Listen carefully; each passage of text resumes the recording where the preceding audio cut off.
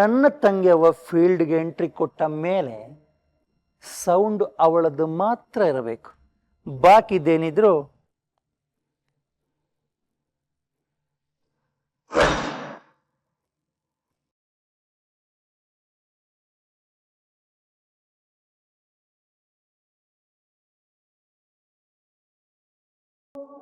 ನಿಲ್ಸು. ಏನೇ ಮಾಡ್ತಾ ಇದೀಯಾ? ಆ ವರದಿ ನಿಮ್ಮ ಅಣ್ಣಂಗೆ ಒಪ್ಸಾಯ್ತು ಅತ್ತೆ. ಹೇಳ್ತಾ ಇರೋದು ನಾನು, ನನಗ್ ಹೇಳು. ತಾರಣ್ಣ ಅಂಕಲ್, ನೋಡಿದ್ರಾ ಈ ಮನೇಲಿ ನಿಮ್ಗೆ ಬೆಲೆ ಇಲ್ಲ ಅಂತ ಈಗ್ಲಾದ್ರೂ ಗೊತ್ತಾಯ್ತಾ? ಏಯ್, ಇಲ್ಲಿ ಮಾತಾಡೋ. ಏನಿದು? ನೀವ್ ಹಾಕಿರೋ ಚಾಲೆಂಜ್ ಅಲ್ಲಿ ಗೆಲ್ಲೋಕೆ ಸಹಾಯ ಮಾಡ್ತಿರೋ ನನ್ನ ಆಯುಧ ಅತ್ತೆ. ಈ ಗಲೀಜ ನಿನ್ ಮನ್ಸ್ಗಿಂತ ಶುದ್ಧವಾಗಿದೆ ಬಿಡು ವಿಜಯ್. ಏಯ್, ಇದನ್ನ ಇಟ್ಕೊಂಡು ಏನೇ ಮಾಡ್ತೀಯಾ? ಮಾಸ್ಕ್ ಮಾಡಿ ಮಾರ್ತೀನಿ ಅತ್ತೆ. ಈಗಾಗ್ಲೇ 1,000 ಮಾಸ್ಕ್ಗೆ ಆರ್ಡರ್ ಇದೆ. ಒಂದು ಮಾಸ್ಕ್ಗೆ 10 ರೂಪಾಯಿ ಅಂದ್ರು 10,000 ಆಯ್ತು. ಮಿಕ್ಕಿದ ಹೇಗೋ ಮಾರ್ತೀನಿ. ಟೋಟಲ್ ಆಗಿ 2,500 ಮಾಸ್ಕ್ ರೆಡಿ ಆದ್ರೆ 25,000 ಬರುತ್ತೆ. ನಾಳೆ ಸಂಜೆ ಒಳಗಡೆ ಇದು ಸಾಧ್ಯನಾ? ಸಾಧಿಸಿ ತೋರ್ಸಿದ್ಮೇಲೆ ಈ ಪ್ರಶ್ನೆ ಕೇಳಿದ್ರೆ ಚಂದ ಯಜಮಾನ್ರೆ. ನಿನ್ನ ಸಾಧನೆಗೆ ನಮ್ಮ ಬಂಗ್ಲೆ ಕೊಳಕಾಗ್ಬೇಕಾ? ಬೀದಿ ಕಸ ಎಲ್ಲ ಒಳಗ್ ಬರ್ಬೇಕಾ? ತಂಗಿವ ಇಷ್ಟು ಮಾತ್ರ ಅಲ್ಲ, 2 ಲಾರಿ ಬರುತ್ತಂತೆ. ಏನ್ ಮಾಡೋದು ಅತ್ತೆ? ಸಾಧಿಸೋಕೆ ಬೇರೆ ಬೇರೆ ದಾರಿ ನೋಡ್ದೆ, ಬೇರೆ ಕಡೆನೆ ಮಾಡ್ತಿದ್ದೆ. ಆದ್ರೆ ನಿಮ್ ಕೆಟ್ಟ ಬುದ್ಧಿ ಅದು ಕಲ್ಲ ಆಗ್ತಲ್ಲ. ಹೂ ಕಟ್ಟ ಕೆಲ್ಸ ಹಾಳ್ ಮಾಡಿದ್ರಿ, ಅಡಿಗೆ ಮಾಡೋ ಕೆಲ್ಸನ ಮಗನ್ ಕಳ್ಸಿ ಕೆಡ್ಸುದ್ರಿ. ಏನ್ ಮಾಡೋದು ಅತ್ತೆ? ನನ್ ಸ್ವಾಭಿಮಾನದಿಂದ ದುಡಿಯೋ ಜಾಗದಲ್ಲೆಲ್ಲ ನನ್ಗಿಂತ ಮುಂಚೆ ನೀವೇ ಇರ್ತೀರಾ ಹಾಳ್ ಮಾಡಕ್ಕೆ. ಸೊ ಈಗ ನಿಮ್ ಕಣ್ಣೆದ್ರುಗಡೆ ನಾನೇ ಇರ್ತೀನಿ. ಅದೇಗ್ ಹಾಳ್ ಮಾಡ್ತೀರಾ ನಾನು ನೋಡ್ತೀನಿ. ಯಾಕಂದ್ರೆ ನಂಗೆ ಅನಿವಾರ್ಯ, ಗೆಲ್ಬೇಕಲ್ವಾ, ಫೀಸ್ ಕಟ್ಬೇಕಲ್ವಾ. ನಾನ್ ಗೆಲ್ಲೋದನ್ ಬೇಕಾದ್ರೆ ಸೋಫಾ ಮೇಲೆ ಕೂತು ಎಂಜಾಯ್ ಮಾಡ್ಕೊಂಡು ನೋಡಿ. ಸದ್ಯಕ್ಕೆ ನಂಗೆ ತುಂಬಾ ಕೆಲಸ ಇದೆ, ಡಿಸ್ಟರ್ಬ್ ಮಾಡ್ಬೇಡಿ ಅತ್ತೆ. ಆಮೇಲೆ ಟೈಮ್ ಕೂಡ ಕಡಿಮೆ ಇದೆ. ನೋಡು, ಇದು ನನ್ನ ಮನೆ. ಇಲ್ಲಿ ಇಂಥ ಕೆಲ್ಸಗಳು ಆಗಬಾರ್ದು. ನಿಮ್ ಮಗನ್ ಹೆಂಡತಿ ಅಂದ್ಮೇಲೆ ಇದು ನನ್ ಮನೆ ಕೂಡ ಅತ್ತೆ.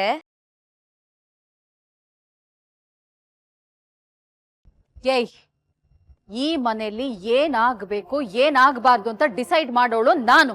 ಆ ಅಧಿಕಾರ ನನ್ಗೂ ಇದೆ ಅತ್ತೆ. ಯಾಕಂದ್ರೆ ಈ ಮನೆ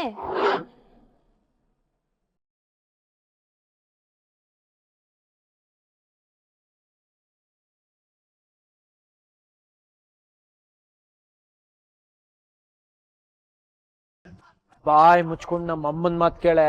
ಮತ್ತೊಬ್ಬರ ಏಳ್ಗೆನೆ ಬಯಸದೇ ಇರೋ ಯಾರ ಮಾತನ್ನು ನಾನು ಕೇಳಲ್ಲ.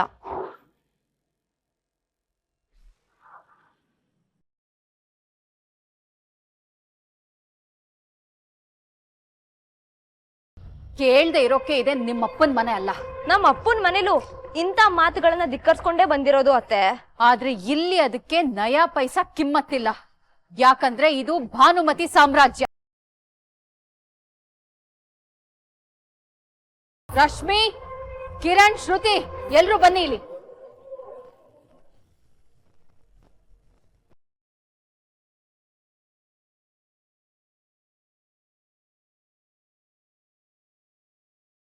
ಮೊದ್ಲು ಈ ಡಬ್ಬ ಹೊಲಿಯೋ ಮಿಷಿನ್, ಆ ಚಿಂದಿ ಬಟ್ಟೆನ ಎಲ್ಲ ಕಿತ್ತಾಚೆ ಬಿಸಾಕಿ.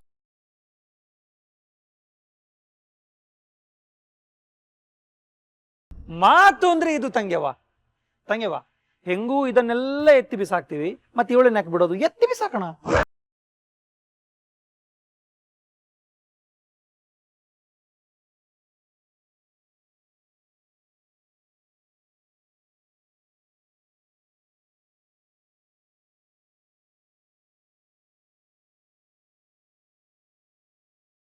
ಏನ್ ಎಲ್ರು ತಲೆ ತಗ್ಗಿಸ್ಕೊಂಡು ನಿಂತಿದ್ದೀರಾ? ಮೊದ್ಲು ಹೇಳಿದ ಕೆಲ್ಸ ಮಾಡಿ. ಇನ್ನ 5 ನಿಮಿಷದಲ್ಲಿ ಮನೆ ಕ್ಲಿಯರ್ ಆಗಿರ್ಬೇಕು. ಬೀದಿ ಕಸ ಎಲ್ಲ ಮಂತ್ರಿ ಮನೇಲಿ ಇರಬಾರ್ದು.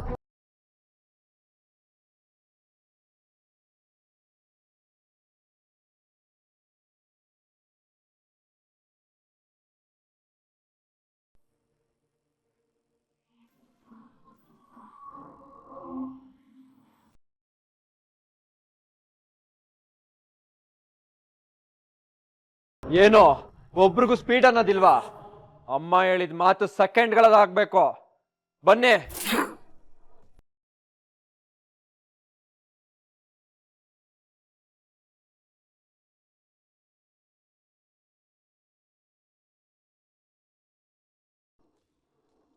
ಮಾಮ, ಇವ್ರು ನಂಬ್ಕೊಂಡ್ರೆ ಆಗಲ್ಲ. ಬಾ ಹೇಳ್ತೀನಿ.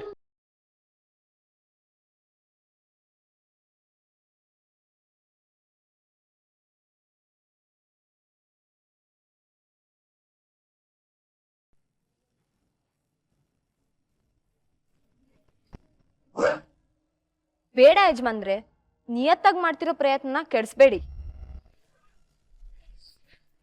ಅಮ್ಮನ ಅನ್ಯಾಯದ ಮಾತಿಗೆ ಬೆಲೆ ಕೊಟ್ಟು ಹೆಂಡತಿಯ ನ್ಯಾಯವಾದ ಕೆಲ್ಸಕ್ಕೆ ಅಡ್ಡಿ ಮಾಡಬೇಡಿ. ಅಯ್ಯೋ, ಅವಳು ಮಾತ್ ಏನ್ ಕೇಳ್ತೀಯ ವಿಜಿ? ಮೊದ್ಲು ಅದನ್ನ ಎತ್ತ ಆಚೆ ಹಾಕು. ಅವಳು ಪುಂಡಾಟಿಕೆಗೆ ಈ ಮನೆಯಲ್ಲಿ ಬೆಲೆ ಇಲ್ಲ.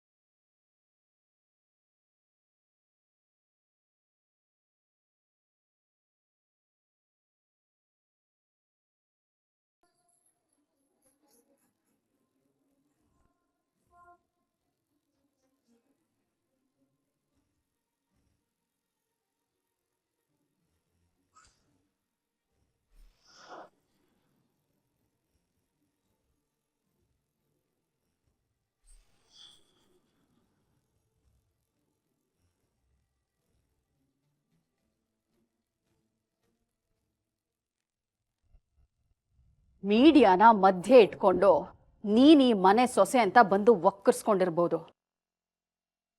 ಅದು ಒಂದೇ ಒಂದು ಕಾರಣಕ್ಕೆ ನೀನ್ ಈ ಮನೆಯಲ್ಲಿ ಇರಬಹುದು ಅಷ್ಟೇ. ಅದು ಬಿಟ್ಟು ನೀನು ಬೀದಿಯಿಂದ ಬಂದವಳು ಒಂದು ಮಾತ್ರಕ್ಕೆ ಬೀದಿನ ತಂದು ಬಂಗ್ಲೆಯಲ್ಲಿ ಇಟ್ಕೊಳ್ಳೋದಕ್ಕೆ ಸಾಧ್ಯ ಇಲ್ಲ.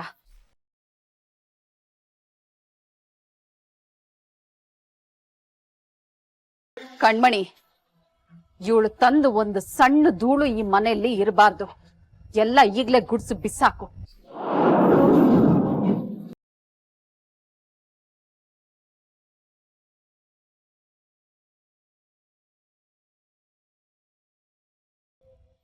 ಈ ಮನೆಯಲ್ಲಿ ನಿನ್ನ ಆಟ ನಡೆಯಲ್ಲ.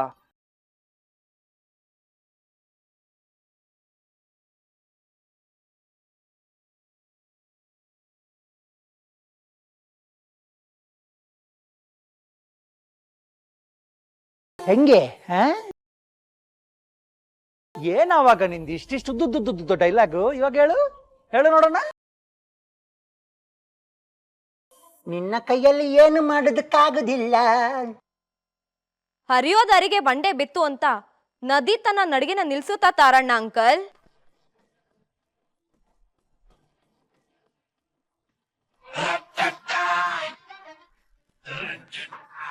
ಏನು ಈ ಡೈಲಾಗ್ನ ಸಾರಾಂಶ?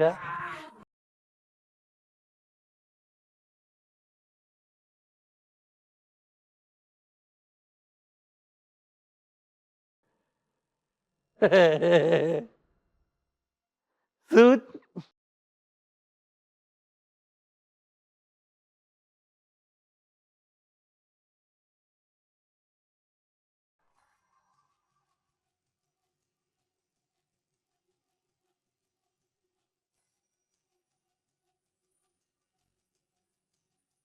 ಆ ಗೀತಾ ಹಲ್ಲಿ ಜಾತಿಗೆ ಸೇರ್ದವಳು ಅನ್ಸುತ್ತೆ. ಯಾವಾಗ್ಲೂ ಅಂಟ್ಕೊಂಡೆ ಸಾಯ್ತಾಳೆ. ಅದಕ್ಕೆ ಅಮ್ಮ ಕಿತ್ತೆಸ್ತಿದ್ದು. ಒಳ್ಳೆ ಕೆಲಸ ಮಾಡ್ದೆ. ನಮ್ದು ಸೇಮ್ ಡೈಲಾಗ್ ತಂಗಿಯಮ್ಮ. ಅಂತೂ ಅಮ್ಮ ಮಗ ಸೇರ್ಕೊಂಡು ಭಾರಿ ಒಳ್ಳೆ ಕೆಲಸ ಮಾಡಿದ್ರಿ. ಅಯ್ಯೋ ದೇವರ, ಈ ಮನೆಗೆ ಹಿಡ್ಕೊಂಡಿದ್ದ ಗ್ರಹಣ ಕೊನೆಗೂ ಬಿಡ್ತು. ಹೋದ್ಲಮ್ಮ. ತಂದಿದ್ದ ಬಾಡಿಗೆ ಐಟಮ್ ಬಿಸಾಕಿದ್ಮೇಲೆ ಬಾಡಿ ಹೋಗದೆ ಇರುತ್ತೇನ ವಿಜಯ? ಆದ್ರೂ ಬಿಂಕದ ಸಿಂಗಾರಿ ಕಣಮ್ಮ ಅವಳು. ಸ್ಮೈಲ್ ಮಾಡ್ಕೊಂಡು ಹೋಗ್ತಾಳೆ. ಕೊಬ್ಬು. ನಾಳೆ ಸಂಜೆ ಸೋಲ್ ಡಿಕ್ಲೇರ್ ಆಗೋ ತನಕ ಅವಳು ಎಷ್ಟು ಬೇಕಾದ್ರೂ ಕೊಬ್ಬು ತೋರಿಸ್ಲಿ ಬಿಡೋಣ. ಇನ್ನು ಯಾವ ಸೋಲ್ ಡಿಕ್ಲೇರ್ ಆಗ್ಬೇಕು ಹೇಳಮ್ಮ. ಟೈಲರಿಂಗ್ ಮಿಷಿನ್ ಎತ್ತಿ ಬಿಸಾಕ್ದಾಗ್ಲೇ ಅವಳ ಪ್ರಯತ್ನ ಮಣ್ ತಿಂತು, ಸೋಲು ಕನ್ಫರ್ಮ್ ಆಯ್ತು. 100% ಸತ್ಯ ಅಳಿಮಯ್ಯ. ಆ ಗೀತಾ ಸೋತಾಯ್ತು, ಅವಳ ಪ್ರಯತ್ನಕ್ಕೆ ನಾವು ಎಳ್ಳು ನೀರು ಬಿಟ್ಟಾಯ್ತು. ನಾವು ಮಾಡಿದ ಕೆಲಸ ನೀನೇ ಮಾಡಬಹುದಾಗಿತ್ತಲ್ಲ ಅಣ್ಣ, ಸುಮ್ಮನೆ ನಮ್ಮನ್ನ ಯಾಕೆ ಕರೆಸ್ದೆ? ಅಯ್ಯೋ ತಂಗ್ಯವ್ವ, ನೀವು ಬರೋದಕ್ಕಿಂತ ಮುಂಚೆ ಅವಳು ಏನೇನಿಲ್ಲ ನಂಗೆ ಅಂದ್ಲು ಗೊತ್ತಾ? ಒಂದೊಂದು ಮಾತು ಬುಲೆಟು ತಂಗ್ಯವ್ವ. ನನ್ನ ಮೇಲೆ ಹಿಂಗ್ ಬಂದವಳು. ನಾನಾಗಿದ್ದಕ್ಕೆ ತಡ್ಕೊಂಡು ಸಹಿಸ್ಕೊಂಡಿದ್ದೀನಪ್ಪ. ಬೇರೆಯವರಾದ್ರೂ ಇಷ್ಟೊತ್ತಿಗೆ ಸುಸೈಡ್ ಮಾಡ್ಕೊಂಡಿರೋರು. ಗೀತಾ ಕತೆ ಮುಗೀತಲ್ವಾ?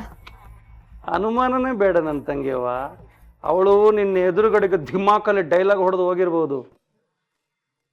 ನೀನು ಕೊಟ್ಟ ಏಟಿಗೆ ತಂಗ್ಯವ್ವ ಅವಳು ಪರ್ಮನೆಂಟ್ ಆಗಿ ಖಲ್ಲಾಸು. ಅವಳು ಸೋಲೋದು ಗ್ಯಾರಂಟಿ ತಂಗ್ಯವ್ವ. ನಾಳೆ ಬಂದು ಅವಳು ನಿನ್ನ ಕಾಲು ಹಿಡಿಯೋದು ಗ್ಯಾರಂಟಿ. ಆಗ ನೀನು ಅವಳನ್ನು ಒದ್ದು ಈ ಮನೆಯಿಂದ ಹೊರಗೆ ಹಾಕೋದು ಗ್ಯಾರಂಟಿ ನನ್ನ ತಂಗ್ಯವ್ವ. ಮಾಸ್ಕ್ ಹೊಲಿದು ನಾನು ದುಡ್ಡು ಸಂಪಾದನೆ ಮಾಡ್ತೀನಿ ಅನ್ನೋಳು ದಿಮಾಕು ಈ ಮನೆಯಿಂದ ಆಚೆ ಹೋಗಿ ಬೀದಿಗೆ ಬಿದ್ಮೇಲೆ ಅಷ್ಟೇ.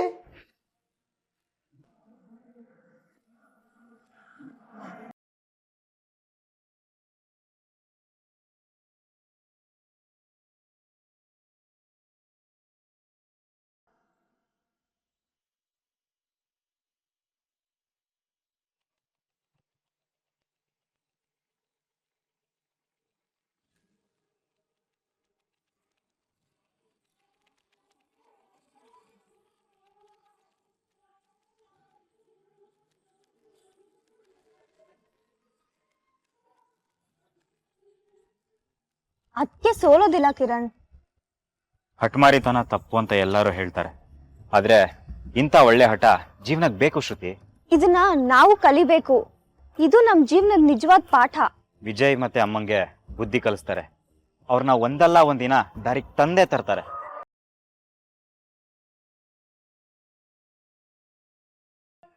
ಅದ್ಕೆ ನಿಮ್ ಬಗ್ಗೆ ನನಗೆ ಹೆಮ್ಮೆ ಅನಿಸ್ತಾ ಇದೆ. ಅನ್ಕೊಂಡಿದ್ದನ್ನ ಸಾಧಿಸ್ಮೇಲೆ ಹೆಮ್ಮೆ ಅನ್ನೋದಕ್ಕೆ ಒಂದ್ ಬೆಲೆ ಬರುತ್ತೆ. ಆದ್ರೂ ನೀವ್ ಈ ರೀತಿ ಬೀದಿಲ್ ಕುತ್ಕೊಂಡ್ ಕೆಲ್ಸ ಮಾಡ್ತಾ ಇರೋದು ನಮ್ ಕೈಯಲ್ಲಿ ನೋಡಕ್ ಆಗ್ತಿಲ್ಲ. ಬೀದಿ ನನ್ಗೇನ್ ಹೊಸ್ದಲ್ಲ ಶ್ರುತಿ. 4 ಗೋಡೆ ಮಧ್ಯೆ ಕೂತ್ರೆ ಹೆದರ್ಕೊಂಡ್ ಬದುಕೋದು ಹೇಗೆ ಅನ್ನೋದು ಗೊತ್ತಾಗತ್ತೆ. ಅದೇ 4 ಬೀದಿ ಮಧ್ಯೆ ಕೂತ್ರೆ ಬರೋ ಸಮಸ್ಯೆನ ಒದ್ರಕೊಂಡು ನಡೆಯೋದು ಹೇಗೆ ಅನ್ನೋದು ಗೊತ್ತಾಗತ್ತೆ. ಅದ್ಕೆ ಸೊಳ್ಳೆಗಿಳ್ಳೆ ಕಚ್ಚಲ್ವಾ? ಹೊಲಿತಿರುವಾಗ ಕೈ ಕಾಲು ಆಡ್ತಾ ಇರುತ್ತೆ, ಸೊಳ್ಳೆ ಕೂರಲ್ಲ. ಅಲ್ಲ ಅದ್ಕೆ ಈ ಐಡಿಯಾ ಎಲ್ಲ ನಿಮ್ಗೆ ಹೇಗ್ ಹೊಳಿಯುತ್ತೆ? ಅನ್ಕೊಂಡಿದ್ದನ್ನ ಮಾಡ್ಬೇಕನ್ನೋ ನಿರ್ಧಾರ ಮಾಡೋ ಕೆಲ್ಸಕ್ಕೆ ಗಮನ ಕೊಡುತ್ತೆ ಹೊರತು ಮಾಡೋ ಜಾಗದ ಬಗ್ಗೆ ತಲೆ ಕೆಡ್ಸ್ಕೊಳಲ್ಲ ಶ್ರುತಿ. ಇಷ್ಟಕ್ಕೋಸ್ಕರ ವಿಶ್ವೇಶ್ವರಯ್ಯ ಅವರು ಬೀದಿ ದೀಪದ ಕೆಳಗಡೆ ಕೂತು ಓದಿ ಇಂಜಿನಿಯರ್ ಆಗಿದ್ದಾರೆ ಅನ್ನೋದನ್ನ ನಾವು ಓದಿದೀವಿ. ಓದಿರೋದನ್ನ ಜೀವನದಲ್ಲಿ ಪಾಲಿಸ್ಬೇಕಲ್ವಾ? ಪಾಠ ಪ್ರಾಕ್ಟಿಕಲ್ ಆಗಿ ಪ್ರಯತ್ನಕ್ಕಿಳ್ದಾಗೆ ಅಲ್ವಾ ಫಲ ಕೊಡೋದು. ಎಲ್ಲಾ ಪಾಠಗಳನ್ನು ಕೇಳಿ ಬಿಡೋದಲ್ಲ, ಅದನ್ನ ಉಪಯೋಗಿಸ್ಬೇಕು. ಅದ್ಕೆ ನೀವ್ ಸೂಪರ್. ನಮ್ ಕಣ್ಮುಂದೆ ಇರೋ ರೋಲ್ ಮಾಡೆಲ್ ನೀವು. ಅಪಾಯ ಬಂದಾಗ್ಲೂ ಅವಕಾಶ ಸೃಷ್ಟಿ ಮಾಡ್ಕೊಳ್ಳೋ ತಾಕತ್ತಿರೋರು ನೀವು. ಬದುಕೋರ್ಗೆ 1000 ದಾರಿ ಇರುತ್ತೆ ಕಿರಣ್. ಆಗಲ್ಲಂತ ಕೂತ್ರೆ ಅವಕಾಶ ಕೂಡ ಬೆನ್ನಾಕೊಂಡು ಆರಾಮಾಗಿ ನಿದ್ದೆ ಮಾಡುತ್ತೆ. ಯಾವತ್ತು ಸೋಲ್ ಅನ್ನೋದು ಪ್ರಯತ್ನ ನಿಂತಾಗ ಮಾತ್ರ ಆಗೋದು. You are great ಅದ್ಕೆ. Thank you. ನೀವು ಹೋಗಿ ಮಲ್ಕೊಳ್ಳಿ.